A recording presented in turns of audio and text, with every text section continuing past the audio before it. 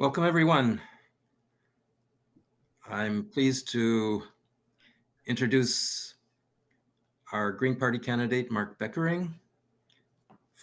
We have a provincial election, which is about to be called, and I'm also pleased to welcome a civic advocate who's been very active here in Scarborough Southwest, Kevin Rupasinghe. He ran in the last municipal election, and he has a lot of concerns regarding various issues, and we're happy to have a discussion with him. I think I'll start with Kevin. Why don't you tell us a little bit about yourself and your background and how you got involved in various causes in our area? Sure. So thanks, Eric. My name's Kevin Rupasinghe. Live in Scarborough Southwest and Cliffside, and I had the chance to live in many different parts of the city over the years, but certainly lately, last few years has been here. And so, I mean, professionally speaking, my work is in engineering. So I work in transportation engineering, and my background is in what's called cities engineering, so looking at the challenges that cities face around transportation and infrastructure and sustainability, and trying to address them from a technical standpoint and a policy standpoint. And I went into that in a small part because of the climate crisis that we face, and recognizing that cities are really crucial to moving forward on those issues. And I'm lucky to be able to spend my day job doing things on that front, but I spend my evenings and weekends involved in a few different community groups around pushing for safer street advocacy. So part of a group called Danforth Kingston for All. It's one of the major corridors in our community that's very dangerous. It's not really safe to walk or to bike along. The transit's lacking as well, and so that how we use our streets and how people get around is a big part of dealing with our city's emissions. Also done some work around housing, which is from a personal standpoint, something that's very difficult, being able to afford living in the city, and I know many other folks who are in similar or even more precarious situations. And we can deal with those issues while we also tackle the climate crisis. And I'm also involved in a few other groups like the Scarborough Bluffs Community Association and others, just in my day-to-day chance to try and shape the community into the way that I'd like to see it going forward. So yeah, that's a little bit about me.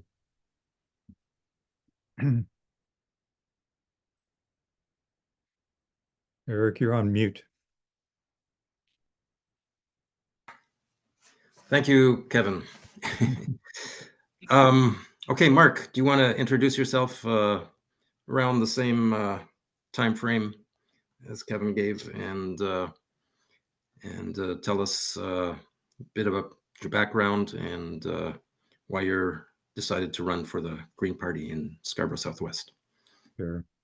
Well, thank you, and it's nice to meet you, Kevin. And so yeah, I've been a resident of Scarborough Southwest for just over 25 years. Moved here from Hamilton in the year 2000, or January 2000. And I've been very fortunate. I've worked just over 30 years in municipal government, both in the city of Hamilton and the city of Toronto. And largely, most of my career has always been in the environment and climate change area, or and in the area of sustainable development. When I worked in Hamilton, the major initiative that I led as a project manager and a manager was the region of Hamilton Wentworth Sustainable Community Initiative, which was two-part.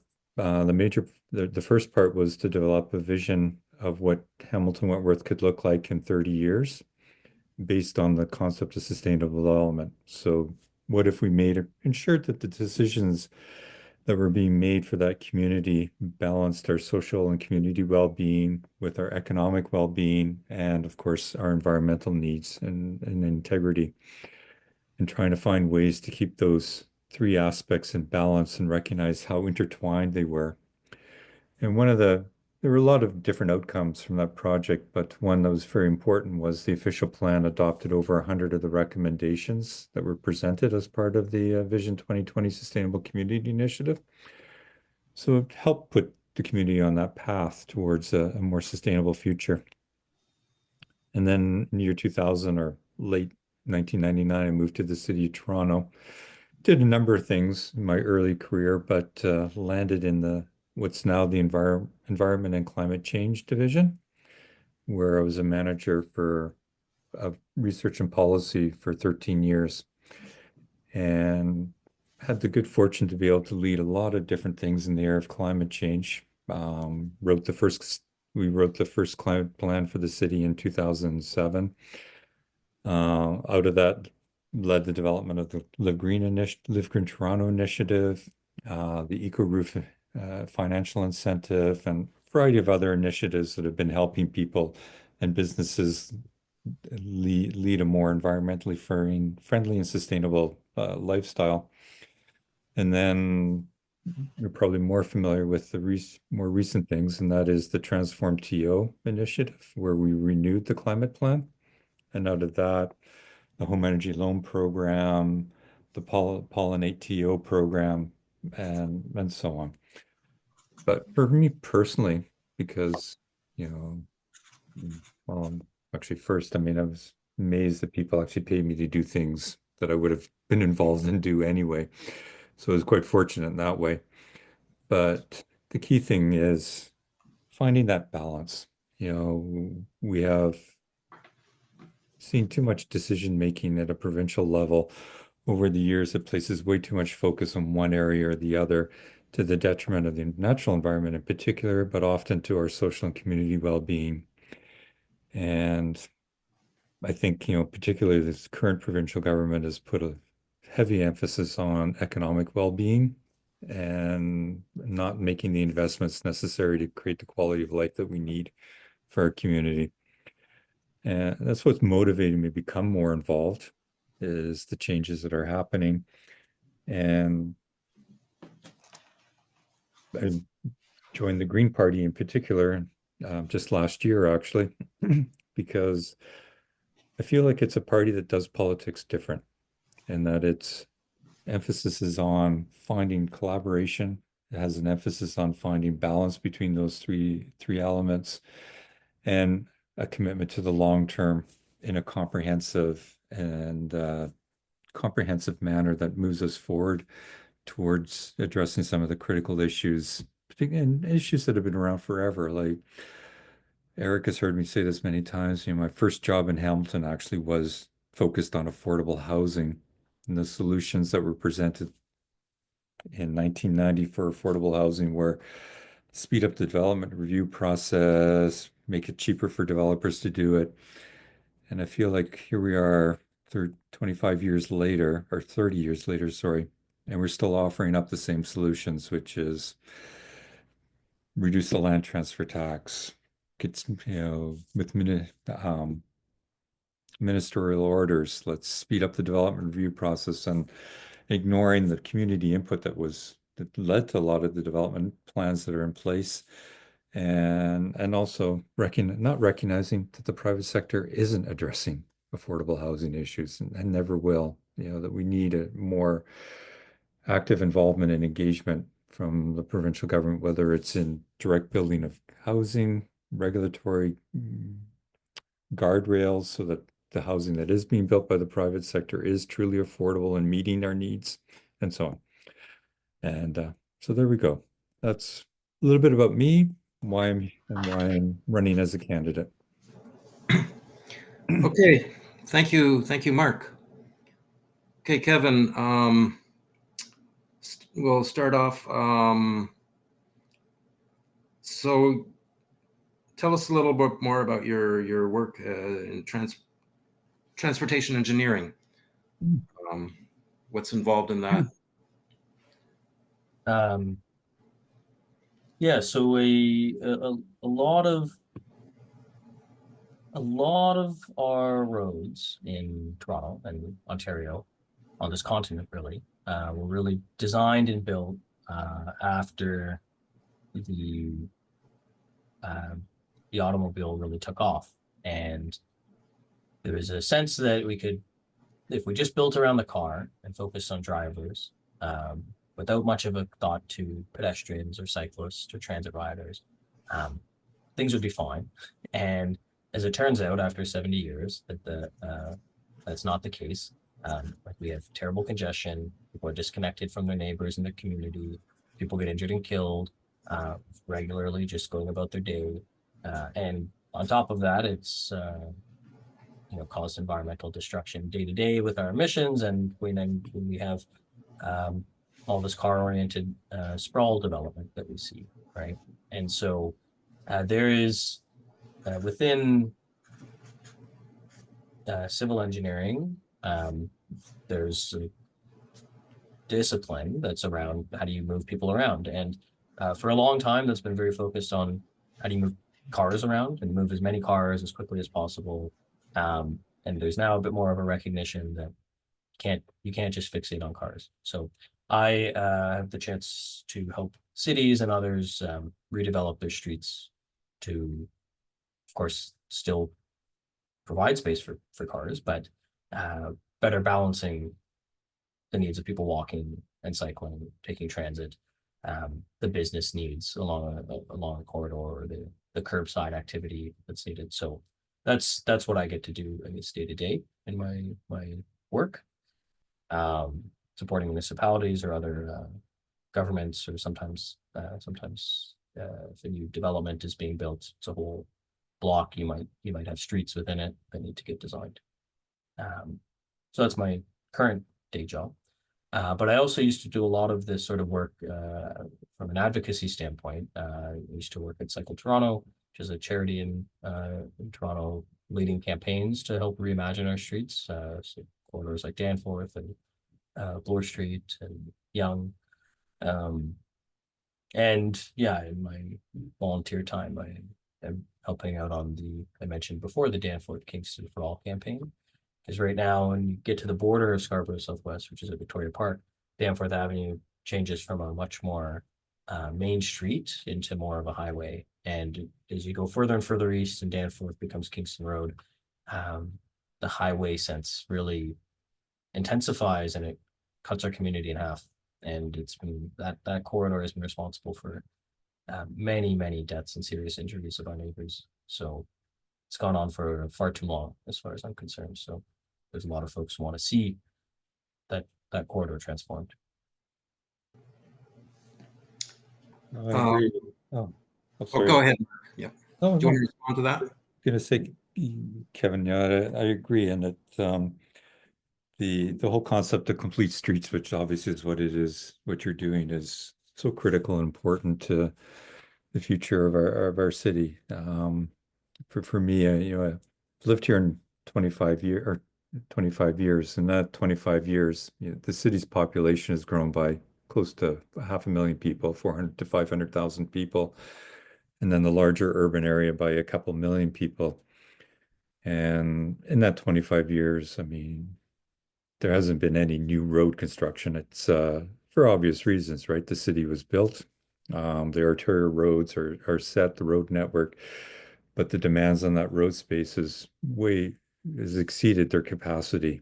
And the only way we can effectively continue to move around the city is if we make the changes to a more complete street approach of creating space for walking, transit, cycling, which I know is not always popular. I mean, there are people who rightly, who've lived here for quite a while and have quite liked the fact that they've been able to drive around the city very freely and not have to be worried about bicycles and pedestrians.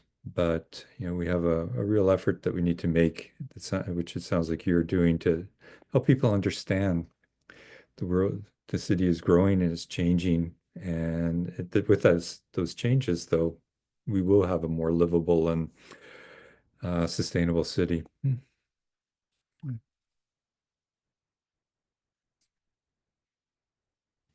Great. Okay, can we be a little more specific about, let's say, Kingston Road? Like many drivers think that's like as you say, like a highway that, they want to get from here to outside the city into the 401, and it's the easiest way to move quickly, while we have more and more residents living in Kingston Road, and they want to cross from one side of the street to the other, and it's how do we balance their needs with the needs of drivers? And okay, Kevin, do you have any thoughts? Yeah, I mean, I think Mark's point about how much the city's grown in the last quarter century, I mean, that's, I think, a very important observation, because while these changes might be warranted even if Toronto wasn't such a fast-growing city, because we want to take care of our neighbors and make sure they're safe and support local businesses and all of these many, many, many benefits. We also have to do this because it's actually never going to get easier to drive. Like, for those people who are imagining what it was like to be in Scarborough Southwest and you could have a quick trip around, that's not the case. And it's actually never going to get better because the city is growing and because of how inefficient space-wise cars are. That doesn't mean that people aren't going to have to drive for some trips sometimes, right? That's fine. Some people may never take transit or bike, and that's okay. But because we haven't given people options, because the bus doesn't show up on time or very frequently, because people feel like they're going to get killed getting on a bike, because we've spread things out in our neighborhoods, they're not actually, it's not always as compact as it could be, so you can't get to where you need to. It may not be as walkable. That's fine. People might still need to use their cars, but there are plenty of trips. People dropping kids off at school a kilometer away because they don't feel safe walking them to school. They're certainly not going to let them bike to school. That's a car that's taking up a space on the road for other drivers, right? That's getting in the way of the bus. So people who are trying to commute to work feel, you know what, I can't rely on this bus anymore because this bus is stuck in traffic. So in Kingston, like, we've got a bus lane that starts at Eglinton and goes out to the 401. And it moves as many people as the 2 car lanes next to it. And I don't understand why anyone thinks it's fundamentally unfair that the 50,000 people who take the bus should be able to get where they're going in their lane, and the 50,000 people who are driving actually have 2 other lanes. And traffic flows fine. You'll still be able to get to the 401. The current reality is we've got a road that's pretending to be a highway and giving people the idea that they can drive fast by being signed 60 kilometers an hour and being really wide and open. But you're racing from one light to the next, not actually getting where you need to quicker, wearing out your brakes, burning through your gas. When really we could redesign that street so that you have a smoother but consistent flow of traffic that isn't at lethal speeds, because at 60 kilometers an hour, if you hit a pedestrian, they will die. There is just no realistic chance of them surviving. And this is one of your neighbors, or it's one of your neighbor's kids, or their parents. It's a real person in our community that doesn't actually get home at the end of that day.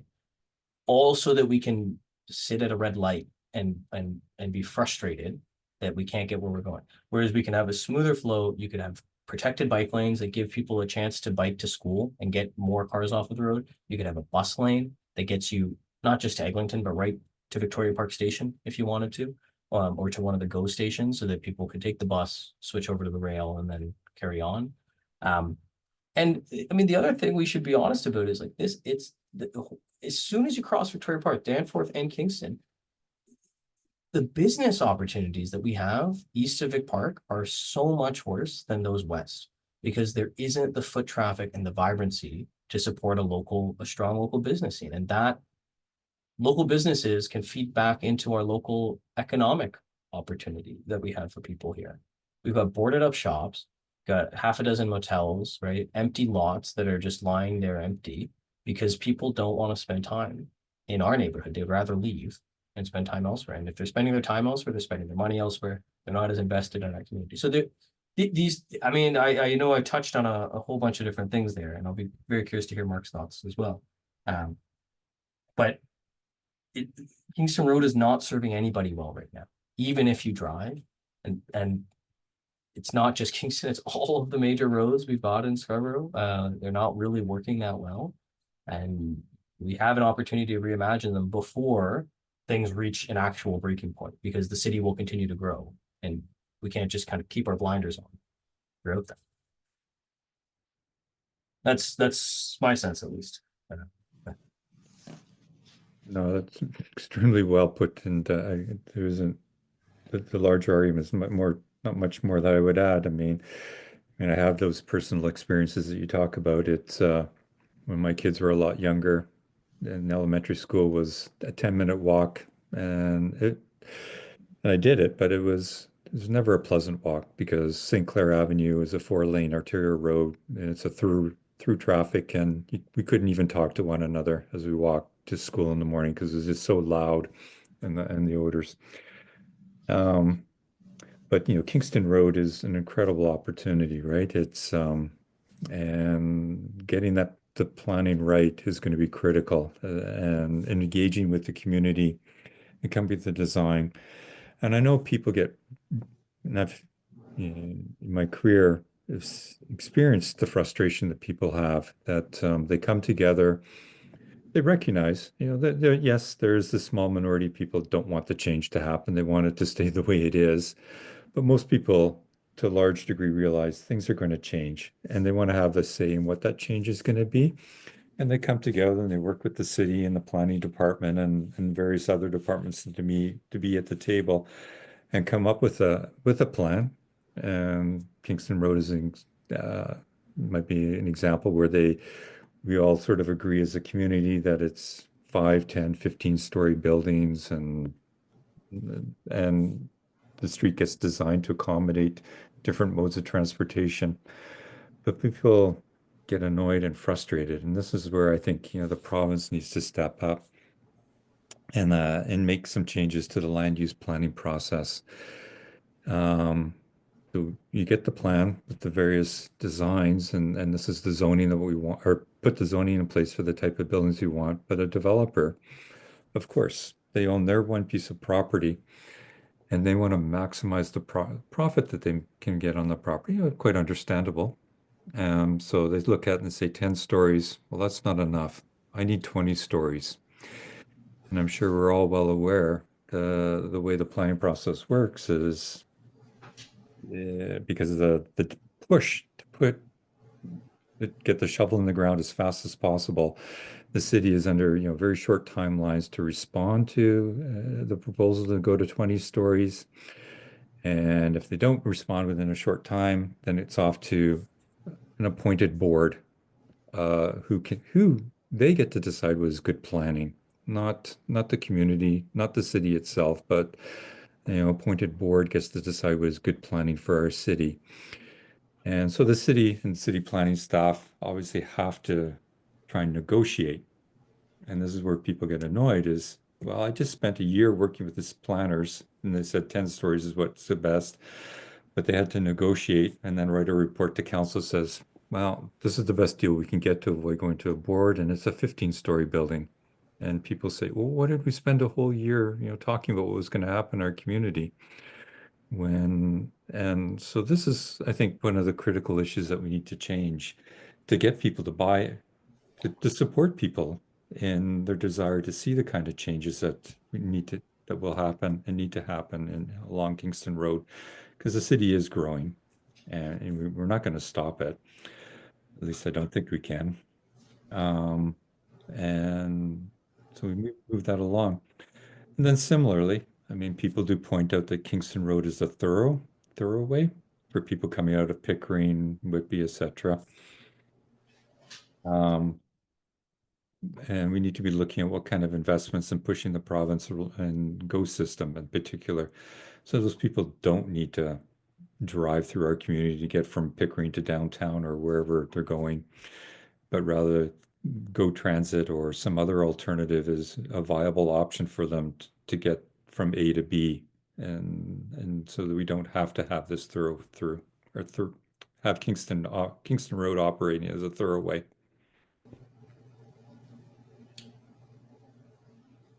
I had a crazy idea about having a ferry service go from Pickering to Toronto Island Harbor. I don't know if that's crazy idea, but I think it's better than building tunnels under roads. It's It only Well, sounds you like a know, crazy idea in Toronto, I think, because you go to lots of other places and they use ferries all the time. I was in yeah, San Francisco and Vancouver, right? Yeah, Halifax, right? yeah, Places that actually recognize that they've got an opportunity yeah. for ferries, and here we are. We've got just a little ferry between the island and downtown, right? Yeah. Yeah, Mark. I was doing some math when Kevin was talking, and typical TTC bus, the stated ridership is 51 people, and in the same road space that is taken up by a bus, you can fit two Cadillac Escalades, or something they're called. And typically there's only one person in each of those. So it's two people for the same road space as 51. Obviously, that and we unless we are willing to expropriate a lot of property and build more roads, we've got to move to the alternative transportation choices. Yeah, I mean, Mark, if I could just add to that, I mean that's sort of the day to day. You know, we all see the bus and can kind of visualize those two cars, but I think folks don't appreciate, and I'm lucky to work professional in this space. The young subway um, runs north south.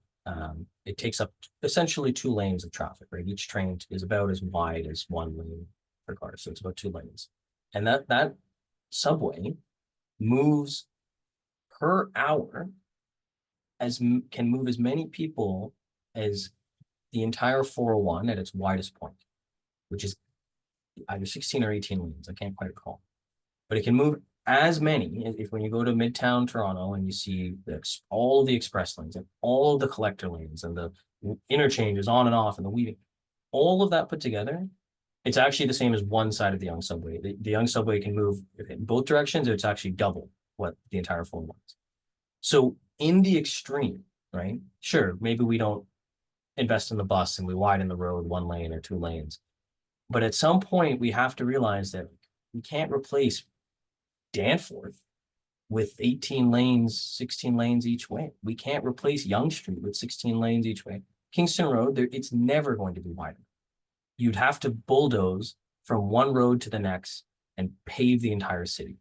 And that's just to move the cars. At some point, you need to park the cars, right? And even outside of that, what about kids? What about people without licenses? What about if a parent is busy and can't, at some point we have to realize that this is just not, we can't just fixate on the car and expect this to work out. It's never going to work out. Math doesn't let us. And then there's all those other social considerations too, right? So I appreciate you bringing that up, Mark. The geometry of the bus. Okay, let's get specific.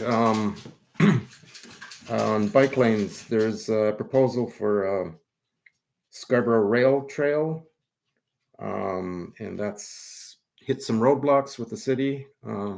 Kevin, can you enlighten us on what's going on there? I'll be honest, I don't have the latest. My understanding is our counselor has received a report from city staff, but it hasn't,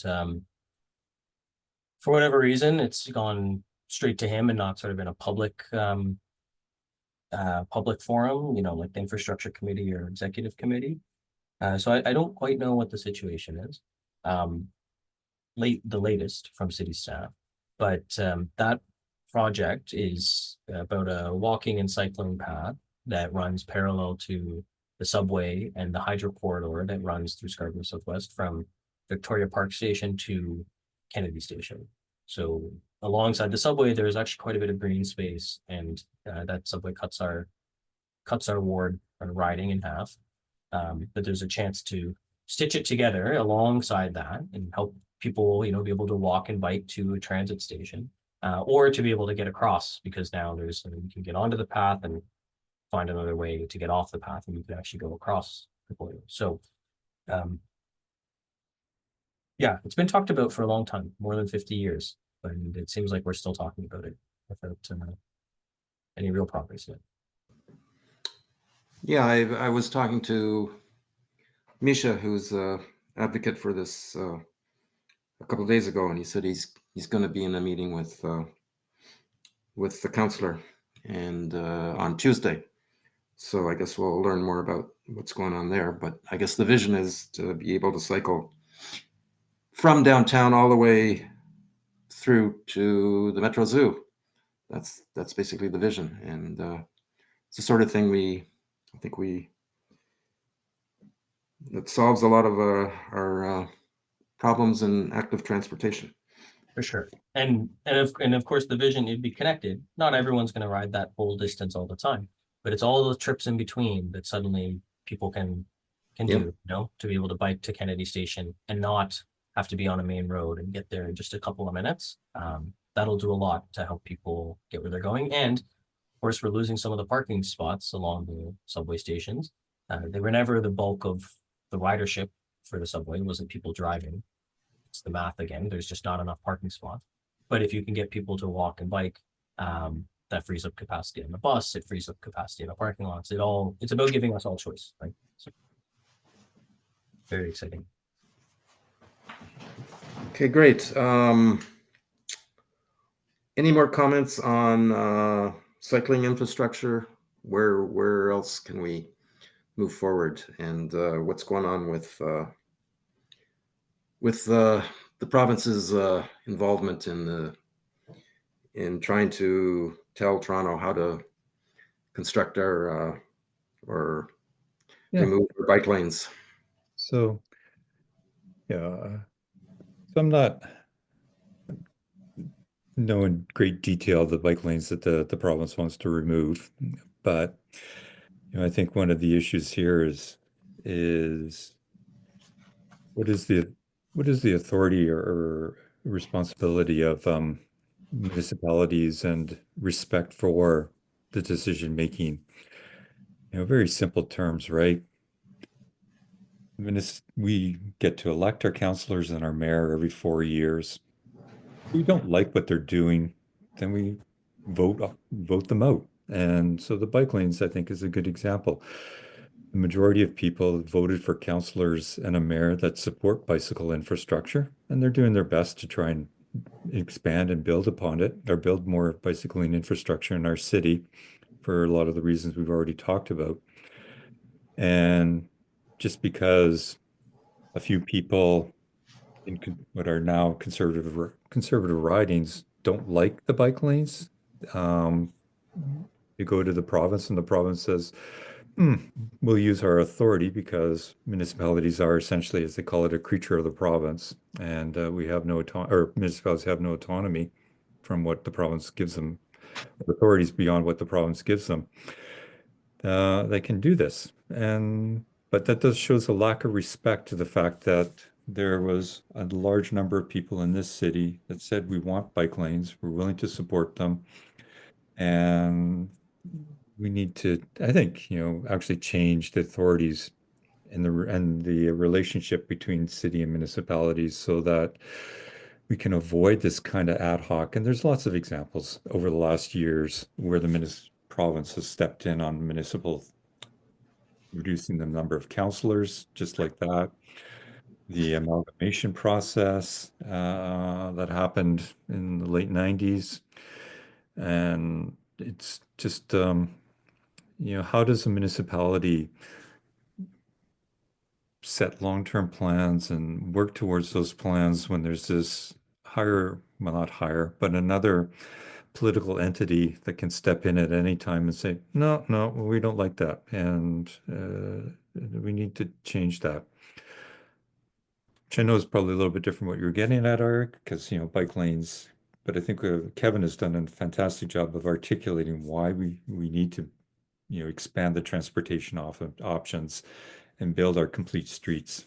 But I think, the real issue now is, can we as a city continue to move forward on those goals and build the quality of life that I think a lot of people are looking for when the province keeps changing? And it's not just the Conservative government. Liberal government did it too. Granted, they passed the City of Toronto Act that gave them, Toronto in particular, a lot more responsibilities and autonomy.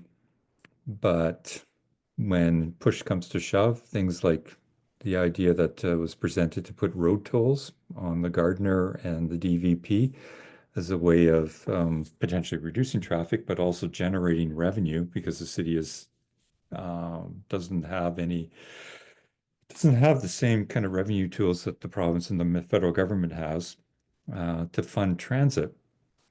The Liberal government, for reasons that we can only guess at, said, no, we're not going to do that. You're not going to be allowed to implement road tolls. So I don't think we need to guess. I think it's winning seats in the 905 area. That's what it was about. yes, because the research showed that 80% of the trips being made on the DVP and the Gardner were 905 commuters coming into the city. Yes. Yeah, and that conversation, especially, it's frustrating that you can't even explore or study it to understand what the impacts would be. It's not saying we're going to do it for sure, No. but the evidence around the world, what is that these types of measures are actually incredibly unpopular before they're put in, because people don't like the idea of having to pay for something that they had for free. But most people actually, they totally change their tune when they see traffic evaporate. And New York is actually going through this right now. New York City, it's the first place on the continent that's been able to implement this. And there was kicking and screaming and lawsuits. I think they will still have to go through some legal hurdles. But almost immediately earlier this year, they saw traffic disappear, and people who actually do need to drive, tradespeople and other folks who actually are dependent on their vehicles, they can sit in traffic for free, or they can get where they're going and pay a few bucks. And they all felt that it was actually much, much better to pay a few dollars to have the reliability of getting where they need to get to. And all of that money, they're investing into their transit system. That would be a fantastic thing for us to look at here in Toronto, because we obviously need to invest in transit. We don't have the system that we all want. And it's very expensive. And part of the way to do that is by looking at, can we have drivers paying a bit more of their share so that we can get these alternatives, and then people can leave their car behind, and those who have to drive get where they're going. So glad you raised that, but we can't even seem to have the discussion, right? Which is disappointing. Yeah, no, it's not on the table because the city doesn't have, well, the city can investigate it. Nobody says you can't investigate it. It's just, why bother when you know you don't have the authority to implement it? And I know lots of people at different times have articulated an argument that cities need a charter, and there's examples of that. And I'm not. Yeah. Okay. This obviously leads into the topic of the city charter movement to give the city more authority to run its own affairs, rather than the province always dictating what the city should do. So, Mark, do you want to expand on that in that lane of thought? Very, very simply, right? The idea of a charter is it's an agreement between the province and the city that then also gets constitutional authority from the federal government. And it maps out what is truly city responsibility and what is provincial responsibility. And through that charter, then you can avoid the province arbitrarily making decisions that nullify what the city has decided to do, as long as it's within the city's realm of authority and responsibility as defined in the charter. And one of the arguments that goes behind that is it recognizes that we're now an urban nation, right? 80% of the people live in cities today, and we need to give cities some of that autonomy. And Toronto, 3 million people, close to $20 billion budget, and I've forgotten the percentage of our gross domestic product is generated in our city. And we have less, as residents, we have less ability to influence the decisions that happen in our city than the 150,000 people that live in Prince Edward Island, because they're a province. And so it's time that we start to explore the change. And the Green Party actually, as part of their platform, has identified that we do need to start to assess and examine charters. We haven't actually, as a party, said definitely that's the way to go, but it's I think it would be the first step to start to look at the provincial municipal relationship and how it needs to change. Mark, could I ask? I'm curious to just hear your perspective a bit more. Um, is your sense that doing that is sort of it's just the right thing to do, to recognize the city as a charter and that people should have that autonomy locally, or do you see it also as how do you see something like that perhaps helping to address the social, economic, and environmental balance that you're talking about? Is there a way that can be accelerated or better balanced when you have something like a charter or more autonomy locally?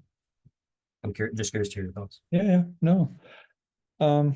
It's my own opinion, but the charter offers an opportunity to provide a policy direction to cities around building that balance and enshrining that into the charter so that it's very clear, that from a federal and a provincial perspective, that this is important and provides the direction. So I think that's very important.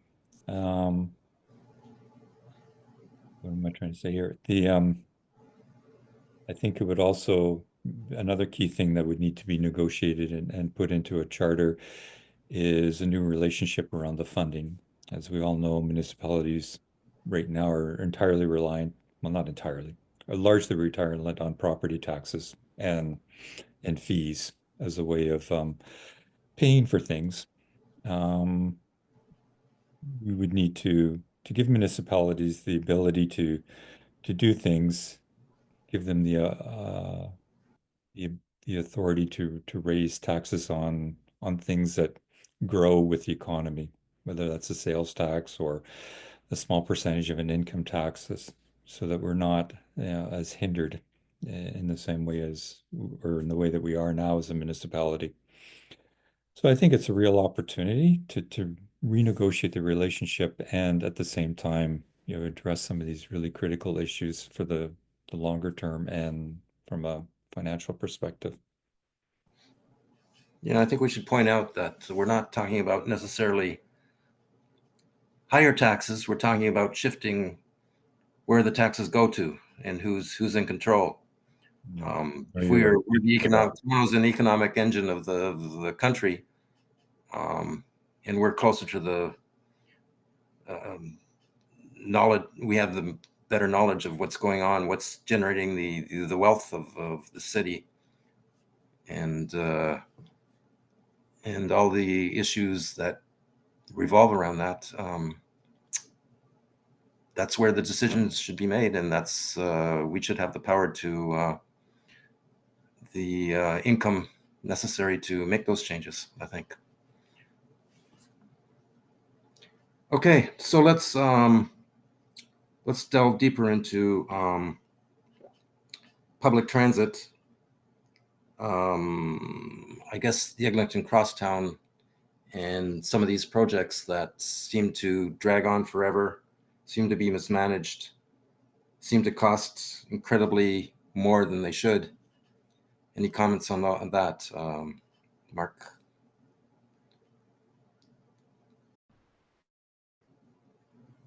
Oh, you're muted.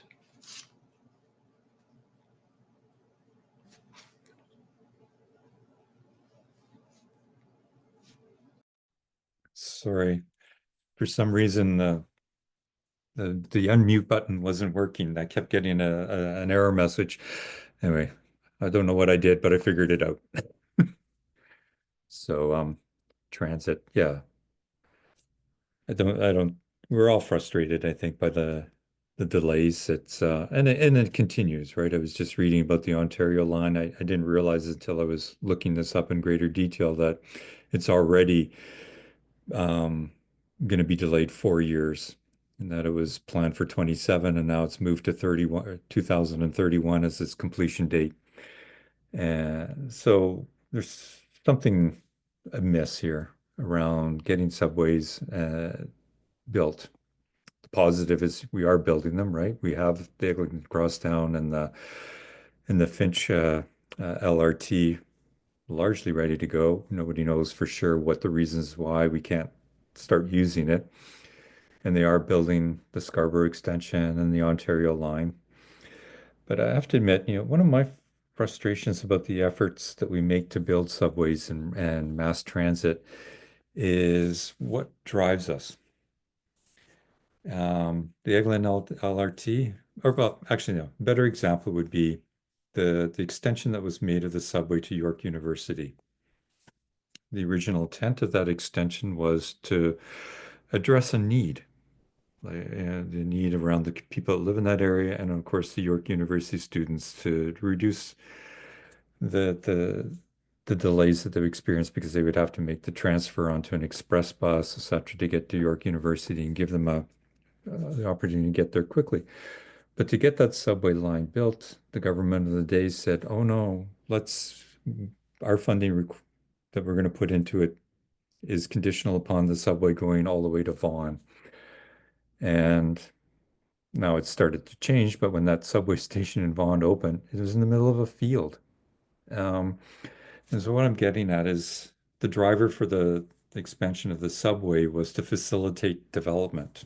So our tax dollars went towards building a subway extension to the Vaughan community, which then facilitated development, which, as we know, it's not you and me that benefits from the development that happened there, but the people that own the land. And we're seeing that continually, right? The Ontario line, which is great. It addresses a number of key issues like providing access to people in Thorncliffe and Flemington Park to subway system or subway service. It provides relief off of the Danforth line to get into the downtown. But suspiciously, the subway continues all the way to Exhibition Place, and this and the development that's going on there, the spa and all that. So it feels like we're building a subway to facilitate, again, private development and private interests. The Young extension that's being proposed, which is not under construction, but it has some interesting little jigs and jags in the current design, which seem to go through empty fields and people that own property. Shepherd subway line, that short little subway that we built a number of years ago. Again, there wasn't a pressing demand or need for it, but rather let's facilitate and encourage development. So what I'm trying to get at here is we're not necessarily doing our subway planning according to need and trying to find, okay, we've got concentrations of high, priority neighborhoods, as the city calls them. And why aren't we focusing the building of our rapid transit on creating opportunities for those people? One of the arguments that people make about don't do a congestion charge because a lot of people have to drive in that are low into the downtown because they're low income and they don't have viable transit options. And I'm not sure the current transit plans that are being built really address that need and provide equal opportunity. It addresses some of it, but it seems to be more driven by how do we facilitate development as opposed to help people get around the city. And that's over and above just why is it taking so long and going over budget. And it seems to me to be a lot of mismanagement and mistakes made by various parties and a lot of chaos. Kevin, do you want to add any of your thoughts? I mean, I think there's a lot you could get into here, and I appreciate a lot of what Mark raised. I guess I just want to flag too that because like some of those projects that take so long, in many ways we really shouldn't and can't wait for all of those to complete, and we can't realistically, not in any short time frame, expect to see rapid transit or rail transit everywhere, right? It's just because of how expensive it's gotten and how long it takes to build. That doesn't mean we shouldn't have long-term plans to try and build where people actually live right now and where, parallel to a lot of our major corridors and really plan to build a dense network. But we can do a lot with the existing nuts and bolts, streetcars and buses, and the existing infrastructure that we have, the GO network. But we need to think about them holistically as a system, and that's where things like bus lanes play a role, getting people on buses to get where they're going. Making sure, it's good that we've had a step forward on fare integration in the last year or so. People are starting to switch between their local transit and regional transit on the go. But there's still, I think, far too much attention on those mega projects, which, even the subway in Toronto, it only works as well as it does because people take the bus to the station. That's why the ridership exists. So when we look at the Scarborough subway extension, it's got just a handful of stops, and it's in Scarborough Town Center, we're going to have a single station in a massive area. When you actually look at it to scale compared to, say, parts of downtown, the heights are comparable, but downtown you might have 4 subway stations along there, plus 2 streetcar routes and 6 buses. Here we're talking about a single subway in the middle of a very dense pocket. We have to think about what does the full network look like to get people to and from the station, and so that they're not just commuting, 9-to-5 jobs, but how are they getting their kids to camp and to pick up groceries and all these other things without having to rely on their cars? Because that's the opportunity you have in older parts of the city that have those networks. So that I feel is missing from the conversation entirely, and I think there is a huge opportunity for a provincial government that's not overly fixated on the development aspect, but trying to think, how do you actually have the whole community then benefit, right? I don't know, Mark, if you wanted to add to that. No. Okay. Sorry, I was just going to say that, no, I agree completely, Kevin. And the unfortunate thing is we can't seem to learn. And that, during the Pan Am Games, there were a lot of bus-only lanes and carpool lanes put in place as a requirement to facilitate movement of the athletes and people coming to the different or going to the different facilities to watch the games. And the transportation services people, both of the provincial and cities that were involved, tracked the data, watched the travel times, and there were tons of anecdotal stories about how quickly and how easily more people were able to move around the city because they had put in these temporary bus lanes. And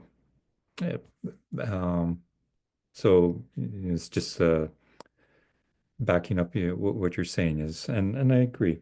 There is incredible opportunities, and we need to be investing better in the whole range of things, and also be looking at transportation planning, not just from how do we move people from the employment nodes, the downtown, the Yonge and Eglinton, and so on, but how do people move around the city to do day-to-day activities? And my son, as part of his work co-op in the last year of high school, worked at Giant Tiger on Kennedy Road. It's a 6-minute drive from where I live, but obviously I want him to learn and continue to use public transit. But it would take him 40 minutes if he was using the buses, 25 minutes if he rode the subway from Warden to Kennedy. But the design of Kennedy is not exactly pedestrian friendly. So he would wait for a Kennedy bus to go the 3 stops to get to the Giant Tiger. So our transit system is not necessarily working toward helping people do other things. That's probably why Saturdays and Sundays, it seems like traffic is like 3 times worse than normal, because people are using their car to do their day-to-day or shopping and whatever other kind of activities they do on weekends. And that's also where that experience is very common, how much the difference is between driving and transit, which it shouldn't be. Ideally, we can reverse it. But the West Scarborough Rail Path would have been perfect for your son to be able to get from Warden to Kennedy. You could go diagonally and be there in 5 minutes on a bike and totally separate from traffic. So that's exactly the type of thing that nobody could conceive of doing that now. But when we have that type of infrastructure and that network, there's a lot of opportunity, right? So Okay, great. We don't have that much time. I want to move along a little quicker. I wanted to cover the TTC subway. Always breaking down. Always so many maintenance issues. So frustrating for passengers. Should the province be helping in the operational funding? Mark, go ahead. Short answer, of course. The the Green Party platform from 22 says, let's restore the 50% provincial share of funding for transit. It's for me, it's a no-brainer.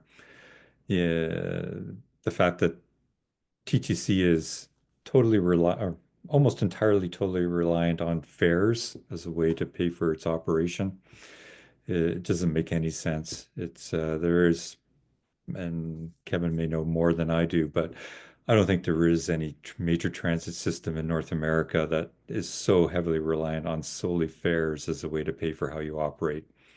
I mean, transit provides way more benefit than just the movement of people, the reduction in greenhouse gas emissions. And I'm sorry, Kevin, I've forgotten your data about how many people or how many car or the equivalency between a subway and the 401.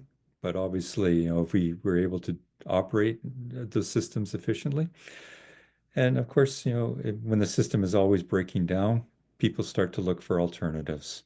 I know in my neighborhood, a lot of people do take the subway downtown because we're in walking distance to Warden subway station, but the breakdowns are annoying them. I was going to say pissing them off, but they're getting annoyed. And so some of them are driving. Others are now driving to the Midland and St. Clair GO station and using that, which, doesn't give you as much flexibility because the train only comes a certain time intervals and it only goes to Union Station. And if you're working, your job is not within walking distance of Union Station, you have to then still use the downtown subway system. So long and short of it, yes, the province needs to be back in the game.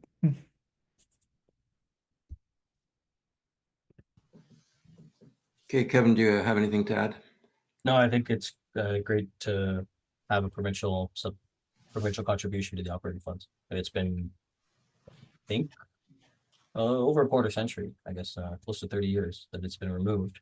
We've watched our transit system slowly deteriorate, right? I mean, we shouldn't be surprised. It's something the province has to be able to pony up, and not just for Toronto. I think it's for every transit agency in the province should be able to get support provincially because of how important transit is to our prosperity. Okay, one final topic we want to cover, the Golden Mile development and the opportunities for implementing district energy in our area. Who wants to start? Mark? Sure, I can start. It's the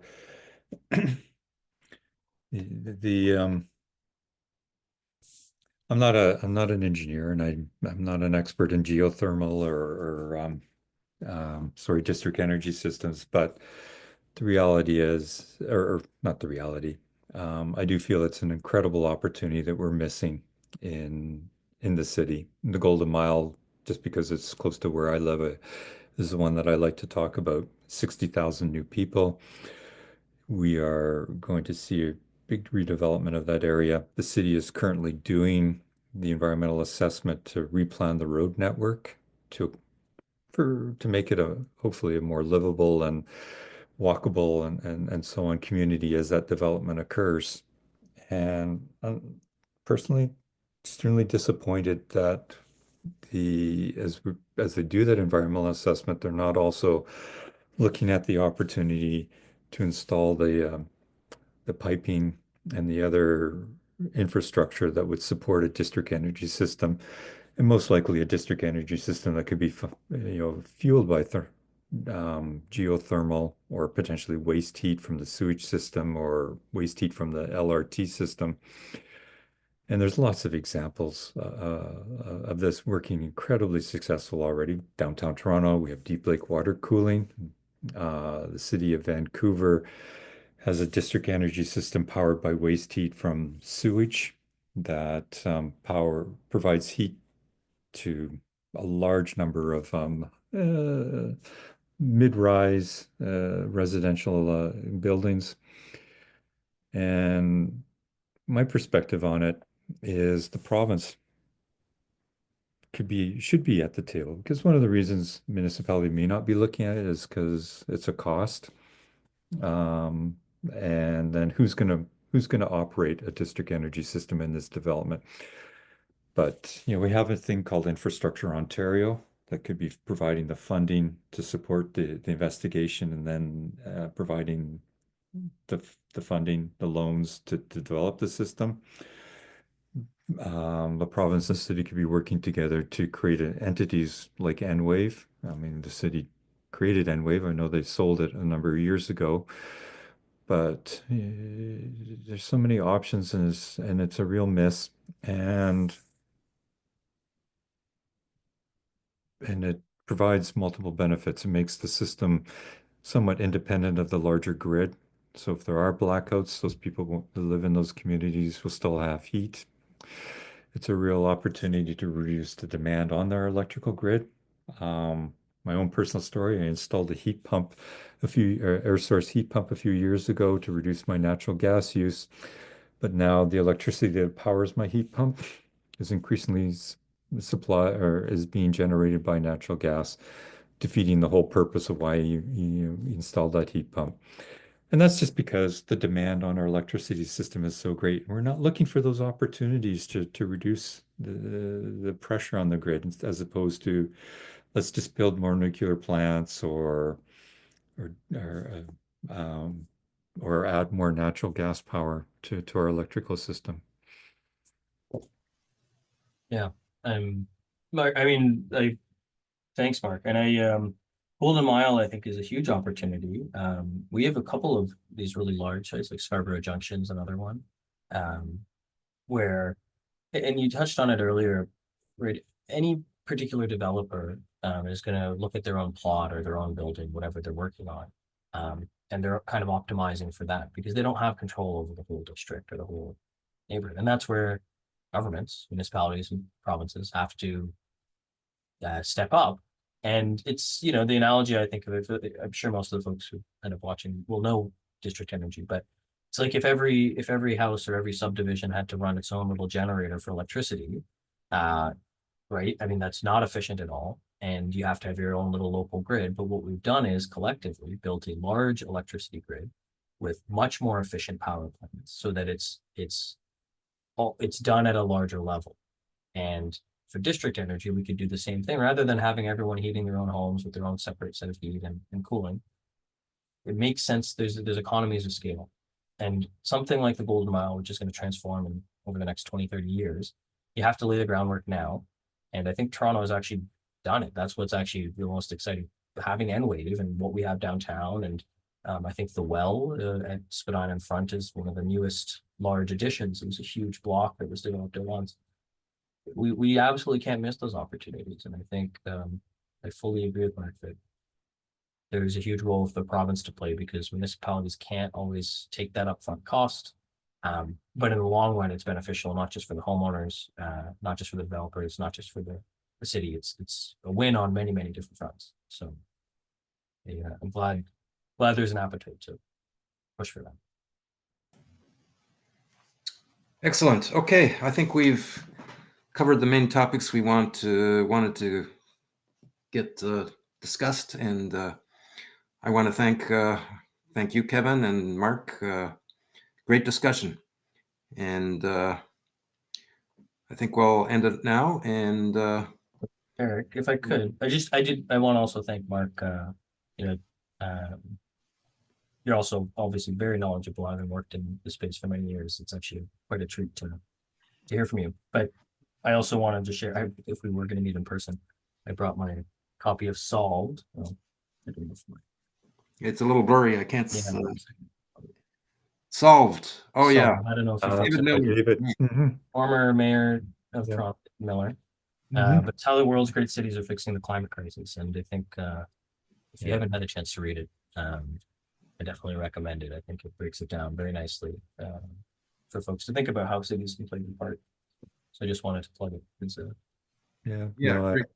I haven't And read the book, but you've had a good relationship with David Miller as well, right? So no, I was just gonna say, yeah, I mean, I haven't read his book, but yes, obviously, I spent a lot of time in the mayor's boardroom, given the role I had on climate change when David was mayor, and then but I got to know him a lot better when he joined the C40 Cities Initiative, and Toronto being a key member of that, we did a lot of work together, and yes.